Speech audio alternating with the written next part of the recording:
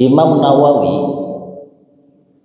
menukil dari kitab Ihya Imam Al-Ghazali mengatakan dalam kitab Adhkar Imam Nawawi tertulis sampai sekarang dibaca oleh para santri, para ulama.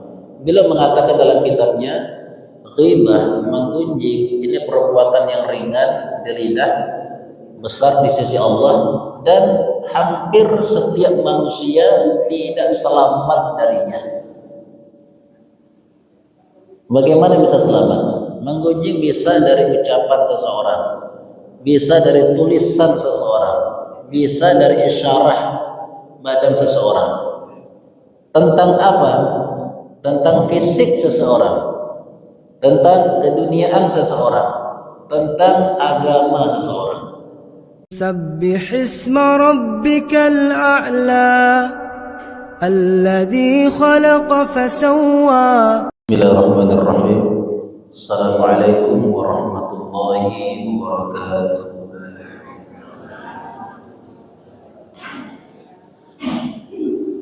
Alhamdulillahilladzi nazzala al-furqana ala 'abdihi liyakuna lil 'alamin nadhira wa huwa alladzi arsala rasulahu bil haqqi basyiran wa nadhira wa da'iyan ila Allahi bi idnihi wa sirajan munira. Wassalatu wassalamu ala sayyidina Muhammadin 'abdillahi wa rasulihi wa safiyyihi wa khalilihi. نشهد أن لا إله إلا الله وحده لا شريك له ونشهد أن سيدنا ومولانا محمدا عبده ورسوله صلى الله تعالى عليه وعلى آله وصحبه وبارك وسلم تسليما كثيرا كثيرا. أعوذ بالله من الشيطان الرجيم. وإذ قالوا اللهم إن كان هذا هو الحق من عندك فأمطر علينا حجارة من السماء أو ائتنا بعذاب أليم. صدق الله العظيم. Yang kami muliakan Bapak Ibu hadirin jemaah salat subuh yang sama-sama mengharapkan ridho dan karunia Allah. Yang pertama sekali patut kita bersyukur kepada Allah telah memberikan nikmat yang besar pada hari ini. Nikmat yang kita rasakan pada saat ini adalah nikmat kehidupan setelah kematian. Dan ini sesuai dengan doa yang setiap hari senantiasa kita baca ketika bangun tidur. Alhamdulillahilladzi ahyana ba'dama amatana wa ilaihin nusyur. Ulama kita katakan bahwa tidur adalah saudaranya kematian. Segala puji bagi Allah yang telah menghidupkan kita setelah kematian, dan hanya kepadanya lah kita akan kembali. Bapak Ibu rahimakumullah, kita bangun tidur bukan karena dibangunkan, dan bukan karena kita pasang alarm dan sebagainya. Kita bangun semata-mata karena Allah yang menghidupkan kita kembali. Suatu saat pasti akan terjadi. Kita tidur, satu keluarga berteriak membangunkan kita, bahkan satu kampung sekalipun kita tidak akan bisa bangun lagi. Kenapa? Allah tidak menghendaki kita bangun. Maka sekarang untuk kita syukuri dengan mengucapkan minimal Alhamdulillahirabbil alamin. Bapak Ibu rahimakumullah, Allah memberikan Islam kepada kita untuk memuliakan kita. Dan dalam Islam ada amalan-amalan untuk menaikkan derajat dan maqam kita di sisi Allah. Dan maqam yang tertinggi adalah inna akramakum indallahi atqakum. Maqam manusia di hadapan Allah yang paling tinggi adalah takwa. Dan setiap amalan dalam Islam Allah telah meletakkan fungsi dan keutamaannya masing-masing. Sebagai contoh, perintah salat, apa fungsinya? Inna salata tanha 'anil fahsya'i wal munkar. Dengan kita mengerjakan salat, perbuatan keji dan munkar bisa kita jauhi. Zakat juga demikian, ada fungsinya. Nabi sallallahu alaihi wasallam sabdakan, "Hafidhu amwalakum bizzakah." Jagalah harta-harta kalian dengan menunaikan zakatnya. Zakat kita tunaikan bisa menjaga harta kita dan mensucikan harta kita. Dalam arti seandainya kita punya harta tiba-tiba hilang, dicuri, dirampok, terbakar dan sebagainya, perlu kita koreksi. Mungkin kita belum menunaikan zakatnya. Kalau kita yakin dengan sabda Nabi Sallallahu Alaihi Wasallam, orang yang menjaga zakat dari hartanya, menurut sabda Nabi, pasti Allah akan jaga hartanya. Wada'u mardakum bis-sadaqah. Sedekah juga demikian, sebuah amalan dalam Islam. Apa fungsinya? Nabi Shallallahu Alaihi Wasallam sabdakan, obatilah orang-orang sakit di antara kalian dengan menyedekahkan hartanya. Sedekah bisa mengobati penyakit. Ini contoh amalan dalam Islam. Dalam Al-Quran juga demikian. Ini semua Al-Quran adalah kalam Allah. 114 ayat, 114 surat. Nah, setiap surat Allah Ta'ala telah meletakkan fungsi dan keutamaannya masing-masing. Bapak Ibu rahimakumullah, kalau kita misalkan ada sebuah kata-kata senjata. Senjata itu ada senapan, ada pisau, ada tombak, ada panah, ada bom. Ini sebagai contoh. Semua adalah senjata. Tetapi masing-masing senjata ini punya fungsi. Pisau untuk apa? Tombak untuk apa? Panah untuk apa? Masing-masing fungsinya berbeda. Ayat Al-Quran juga demikian. Fungsinya berbeda. Contoh dalam sebuah hadis Nabi sabdakan, di suatu rumah yang dibacakan surat Al-Baqarah, maka syaitan akan keluar dari rumah itu. Itu satu fungsinya. Dalam Al-Baqarah ada ayat lagi. Ada beberapa ayat yang punya fungsi masing-masing lagi. Bahkan Nabi sabdakan, barang siapa setelah sholat fardu dia membaca ayatul kursi, maka antara dia dengan surga cuman kematian pembatasnya. Maka kalau dia baca ayat kursi istiqomah setiap sholat, meninggal dunia, insya Allah dia akan masuk surga. Tetapi tetap kita perhatikan pantangan-pantangan yang lain. Kemudian dalam hadis yang lainnya Nabi sabdakan, barang siapa setiap malam sebelum tidur, dan ini Nabi tidak pernah meninggalkan dalam hidupnya, membaca surat Al-Muluk, maka nanti orang ini akan terjaga dari azab kubur. Contoh yang lainnya, barang siapa setiap malam membaca surat Al-Waqiah, maka akan terhindar dari kefakiran. Bapak Ibu rahimakumullah, ini sebuah contoh saja bahwasannya masing-masing amal, masing-masing surat, bahkan ayat dalam Al-Quran itu punya fungsi dan keutamaan dan janji-janji Allah untuk kita semuanya. Kemudian ini janji Allah, fungsi dalam setiap amalan dan ayat akan kita dapatkan kapan? Tentunya ketika amal yang kita kerjakan sampai kepada Allah, maqbul indallah, diterima oleh Allah. Oleh karena itu kita juga harus memperhatikan perkara-perkara, perbuatan-perbuatan yang menyebabkan amal kita terhalang sampai kepada Allah. Yang mengatakan terhalang siapa? Rasulullah Sallallahu Alaihi Wasallam. Dalam sebuah riwayat Nabi bersabda, ada 3 perbuatan.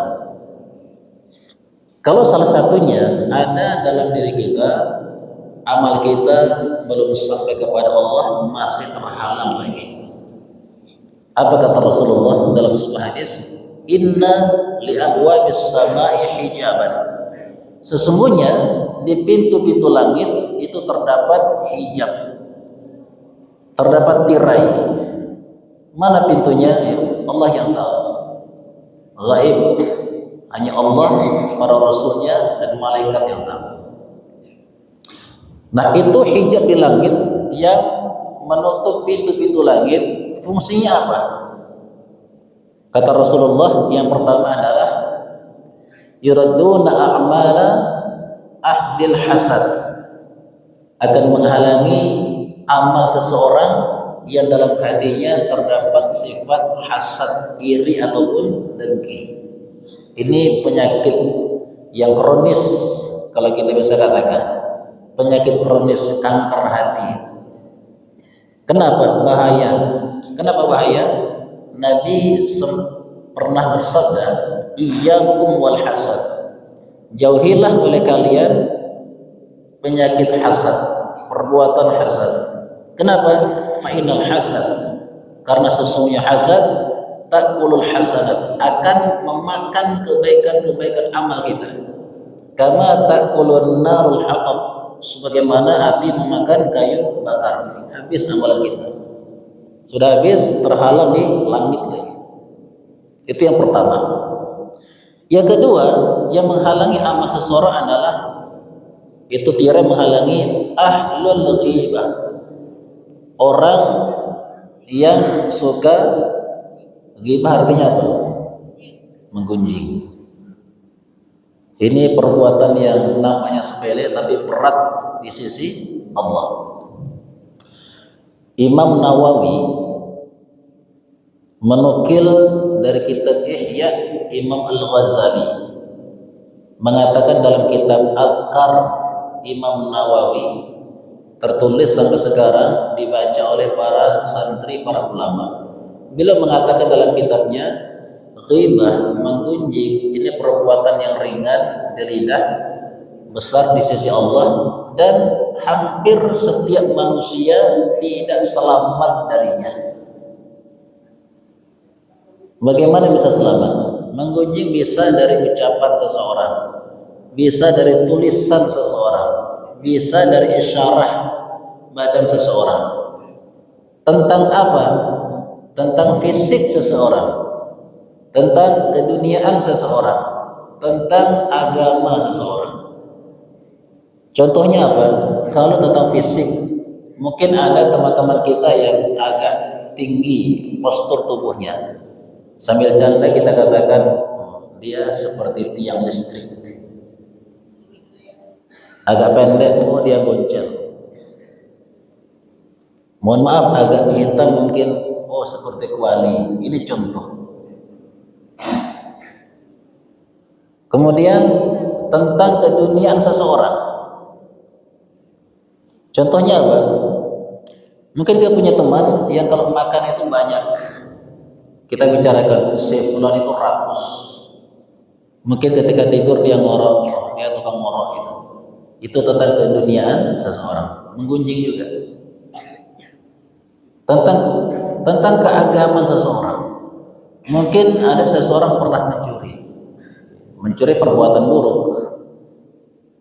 Kemudian kita sampaikan ke teman-teman kita, dia pencuri, dia pencuri itu. Bapak Ibu rahimakumullah, ini perbuatan-perbuatan termasuk menggunjing. Kalau tentang sabda Rasulullah ketika beliau bertanya kepada para sahabatnya, atadruna mal ghibah, wahai sahabatku sekalian, tahukah kalian apa itu menggunjing? Ini sahabat orang yang taat, santrinya Rasulullah, muridnya Rasulullah, senantiasa menjawab ketika ditanya, Allah wa rasuluhu a'lam, Allah dan Rasulnya lebih mengetahuinya. Maka Nabi sabdakan, dzikruka akhaka bima yakrah, kamu membicarakan tentang saudara kalian sesuatu yang tidak dia sukai, itu menggunjing namanya. Lantas ilalahu, dikatakan kepada Rasulullah, ya Rasulullah, kaifa in kana fi akhi ma'akum, bagaimana seandainya yang kita bicarakan, kita sampaikan, kita diskusikan itu memang benar adanya, dalam diri saudara kami. Maka Nabi sabdakan, in kana fi akhika ma taqul faqad dibtahu. Kalau yang kalian bicarakan benar adanya dalam diri saudara kalian, itulah yang namanya menggunjing. Wa lam yakun fihi ma taqulu. Kalau memang tidak ada yang kau bicarakan dalam diri saudara kalian, maka itu namanya menuduh atau memfitnah. Dari sedikit keterangan tentang menggunjing ini, kira-kira di antara kita semua yang di sini, dari subuh kemarin sampai saat ini, kira-kira siapakah di antara kita yang selamat dari dosa menggunjing ini? Bapak Ibu semuanya, adakah yang selamat kira-kira? Inilah betapa bernilainya lisan dalam mengucapkan kata-kata. Satu hadis tentang bahaya menggunjing ini. Semoga dengan hadis yang berupa ancaman ini kita bisa menghindarinya. Suatu ketika Nabi telah menikah dengan seorang wanita Yahudi yang telah masuk Islam yang bernama Sofiyah binti Huyai. Kalau kita tarik nasabnya itu sampai kepada Nabi Harun alaihissalam. Kita sama-sama paham kondisinya. Ketika itu Nabi di rumah Sayyidah Aisyah radhiyallahu anha. Kita sama-sama paham apa maksudnya. Sayyidah Aisyah berkata kepada Rasulullah, apa kata-kata beliau? Ya Rasulullah, hasbuka min Safiyata kadza wa kadza. Ya Rasulullah, cukuplah keburukan untukmu tentang Safiyah. Orangnya begini dan begini. Dengan isyarat ta'ni qasirah, orangnya sedikit pendek. Kata siapa? Sayyidah Aisyah. Nah, disinilah Nabi SAW mengajarkan kepada kita semuanya. Kita tahu orang yang paling Nabi cintai pada masa itu, yang paling menonjol, paling dicintai itu dua, Sayyidah Fatimah, Sayyidah Aisyah. Fatimah putrinya, Aisyah adalah istrinya, paling dicintai. Tetapi meskipun paling dicintai, untuk menegur Nabi tidak segan-segan. Apa kata Rasulullah? Ya Aisyah, wahai Aisyah, laqad qulti kalimatan la muzijat bima'il bahri. Wahai Aisyah, itu kalimat yang sedikit kamu ucapkan, yang pendek tadi itu. Apabila itu kalimat dimasukkan ke samudra yang luas, la mazajathu, maka seluruh air lautan akan berubah menjadi busuk.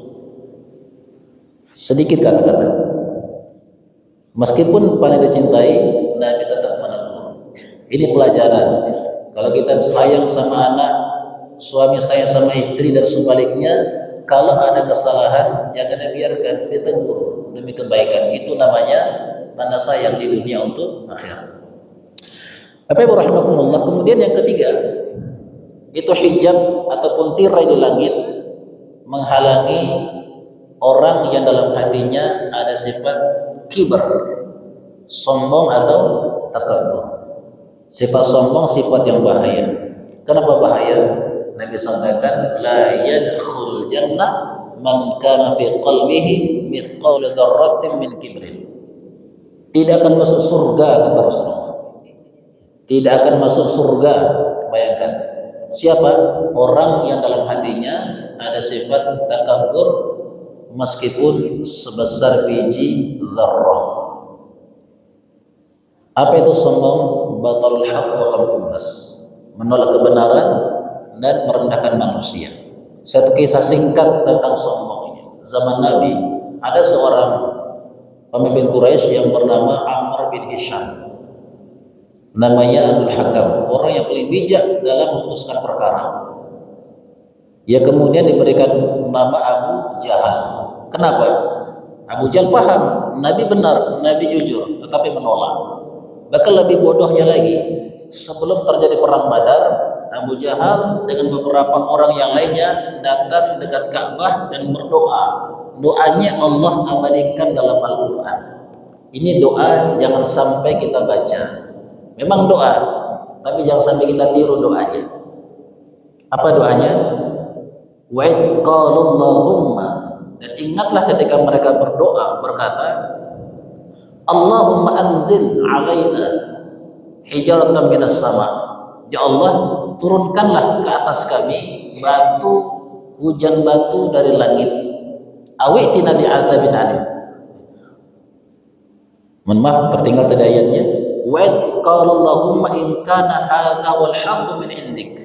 Nah, ketika mereka berdoa, ya Allah, seandainya benar ini Muhammad atau Quran benar datang dari Engkau, fa'amtir alaina hijaratan minas sama. Hujanilah kami hujan batu dari langit. Awitina bi'adzabin alim, atau berikan kepada kami azab yang pedih. Kira-kira betul nggak doanya itu? Bodoh sekali. Makanya diberikan julukan Abu Jahal. Nah, akhirnya celaka ketika perang Badar. Bapak berhamakumullah, ini 3 perbuatan yang buruk. Yang pertama menggunjing, kemudian iri, kemudian sombong. Jangan sampai ada dalam hati kita. Supaya apa? Amal kita kerjakan sampai kepada Allah dan kita mendapatkan janji-janji Allah. Seandainya telah kita lakukan, apa solusinya? Bertaubat kepada Allah. Taubat memiliki 3 rukun. Harus kita sempurnakan rukunnya, taubat kita akan diterima Allah. Yang pertama rukun taubat apa? Ayyakhla'a 'anil ma'siyati fil hal. Kita melepaskan diri dari perbuatan dosa itu seketika itu juga. Itu yang pertama. Yang kedua, yandam wala fi'liha. Kita menyesal atas perbuatan itu. Yang keempat adalah ya'zamu 'ala ya'uda ila fi'liha. Kita berazam, kita berniat untuk tidak mengulangi perbuatan yang sama. Ini apabila dosa antara kita dengan Allah. Kalau dosa antara kita dengan manusia, tambah 1 rukun lagi. Kalau berupa ucapan, datang kepada orang bersangkutan minta maaf. Kalau berupa harta, kita ambil, kita curi, kita rampok dan sebagainya, datang kepada bersangkutan, kita berikan hartanya, kita kembalikan hartanya, minimal minta diikhlaskan. Bapak Ibu rahimakumullah, mudah-mudahan penyampaian kita yang singkat pada pagi hari ini bisa saya amalkan secara pribadi dan Bapak Ibu semuanya, dan kita minta doa kepada Allah agar Allah jaga dari kita semuanya dari 3 perbuatan buruk itu. Amin ya rabbal alamin.